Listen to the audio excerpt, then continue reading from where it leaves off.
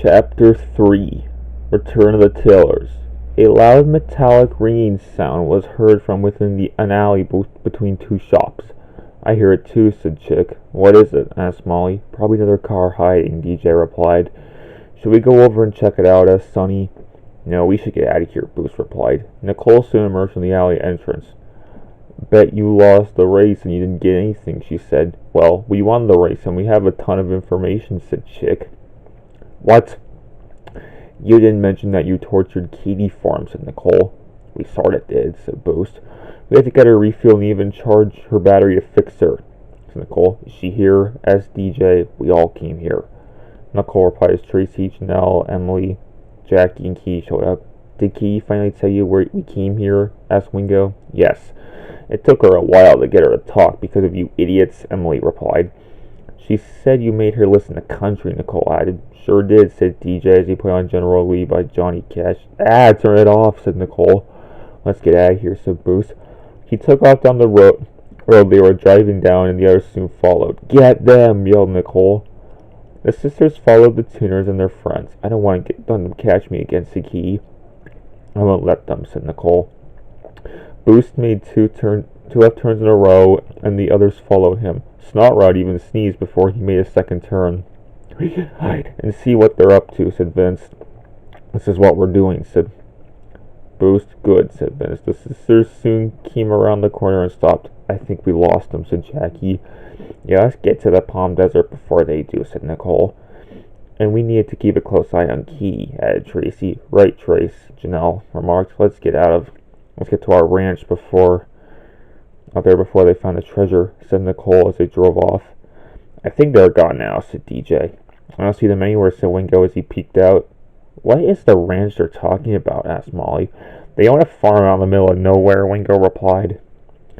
"I haven't been there myself." "Where is the location of the farm?" asked Vince. "My hometown, Spiderville," Wingo replied. "They live on the outskirts of the countryside. We may have to try to get to the farm somehow," said Chick. "I've driven by it a few times though," said Wingo. "Follow me." 2 days later. The tuners made it to the Taylor's ranch and were overlooking it. "It's rigged with other cars everywhere," said Boost. "See how they're all yellow?" said Wingo. "Yes," said Boost. "We need to go in with yellow paint," Wingo exclaimed. "They recognize DJ with his yellow and you with your bright colors," cried Boost. "Then we need to paint a few of our guys," said Wingo. "I'll take a yellow color," said Sonny. "Snot Rod, are you okay with your red, or should I paint you yellow too?" asked Wingo.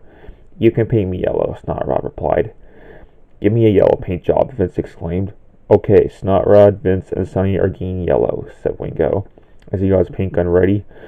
Wingo painted Snot Rod yellow everywhere except his black stripes.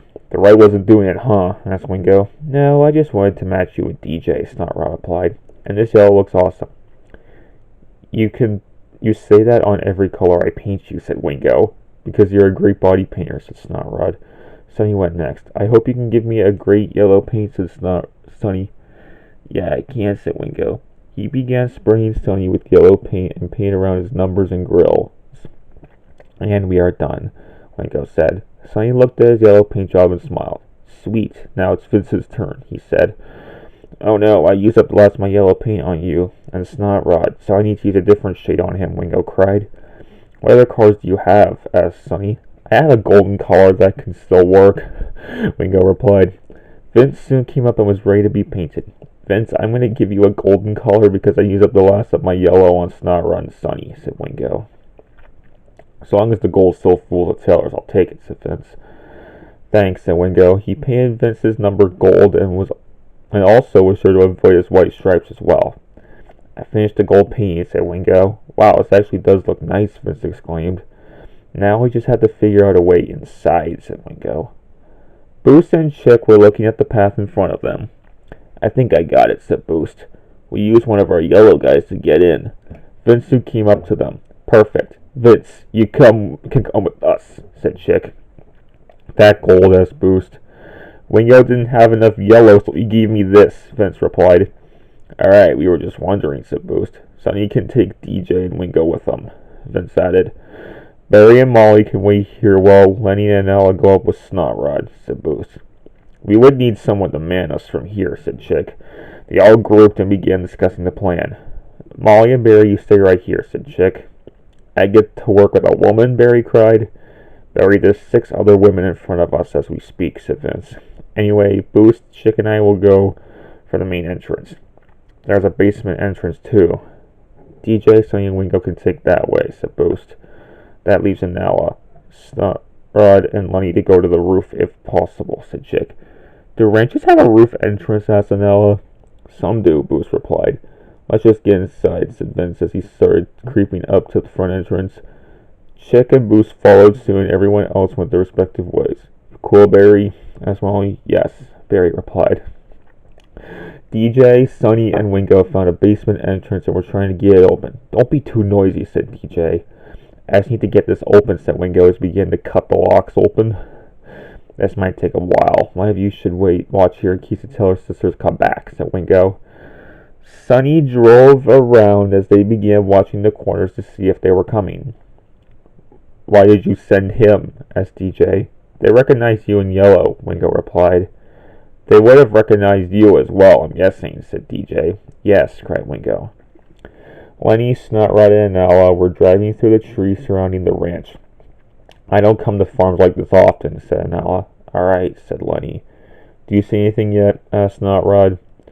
I don't know, aside from a ramp that goes onto the roof, Nala replied. Snot Rod sneezed and then said, We could make a break for that ramp. That does sound clever, but I don't want to get noticed by anyone, Nala remarked. She drove out further. Looks like the coast is clear, she exclaimed before driving up to the ramp and laying on the roof. I made it, she said. Okay, you two try it. Snot Rod sped and even sneezed, which gave him a huge advantage to get on the roof. I did it, he said as Lenny landed next to him. We better get inside before they see us, said Nala. Lenny opened a ramp that led inside. Secret entrance to the attic in this farm garage, said Snot Rod. Good, said Lenny. I knew they would have it, said Nala as they headed inside. They closed the ramp behind them as they got in, so no one climbs on the roof and sees that, said Nala. Now what sort of things are even in this attic? Asked Snot Rod. There could be anything, Nala replied. Vince, Boost, and Chick were making their way to the main entrance of the farm and saw Nicole sleeping by the door. They got back here first, said Boost quietly. How are we supposed to get in? There's an alarm on the door, too, asked Chick. I'm going to hide and the other, said Boost, creeping over to a tree. When he got there, he radioed Nala. There's an alarm on the door, he said. What? Well, we just got into the attic and are looking around, said Nala. Can you find a way to shut it off? Asked Boost. I'll have to look and see if I can find one, said Nala. Oh, and the Taylors are here, Boost added. They are, exclaimed Nala.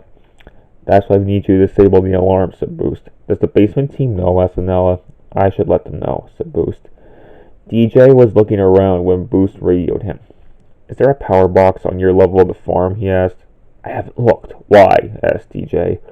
Because the Taylors got here first and their doors rigged with an alarm, Boost replied. What kind of garage has an alarm on it? Asked DJ. I don't know, Boost replied. I'll try to see if I can find it, said DJ. Wingo, Sonny, are you guys still around? Yes, DJ, over here, Wingo replied. Boost told me there's an alarm on the main door, said DJ. Sonny found the power box, said Wingo. Perfect. Sonny, cut the power so Boost can get inside this place, DJ said. Sonny opened the door and pulled out every cable with his wheel. Good work, said Wingo, as the room went dark. The alarm deactivated on the entrance, but Nicole didn't wake up. Come on, said Boost as he drove inside. Chick and Vince followed soon, and they saw Lenny coming up to the second level. Good, you guys made it in, said Boost. Snot Rod and Nala soon came in after Lenny, and they regrouped. Where are DJ, Sonny, and Wingo? Asked Nala. Wingo soon came up from the basement level. Right here, he said. Are DJ and Sonny coming up? Asked Chick. Yes, Wingo replied. Sonny and DJ soon came up, and everyone drove into a huddle. Did you guys find anything on the treasure? Asked Boost. We know it's at the far end of this desert, Nala replied. That's going to take a long time to get to, said Vince. But we have to try and beat these girls to it, added Chick. Not so fast, said a voice from outside. Oh no, said Boost. Nicole and her sisters all came inside. You disabled my alarm and snuck past me, said Nicole. We knew you would be in this kind of setup, said Wingo. You painted these 3 yellows to match our keepers, said Emily, driving around Snot Rod, Vince, and Sonny. I recognize you, subwoofer, said Katie. I could tell that in Michigan, DJ remarked. You should really stay and have the torch you put on Katie, said Nicole. A bunch of the yellow 2006 Dodge Chargers also joined them. Try to escape this, said Emily. Barry and Molly soon came flying through a window. Guys, there's a tornado outside, Molly cried. Barry also knocked over a bunch of stuff and even crushed a few Chargers. Everyone move, said Boost. Katie ultimately drove for the basement and attempted to hide down there, but everyone followed her.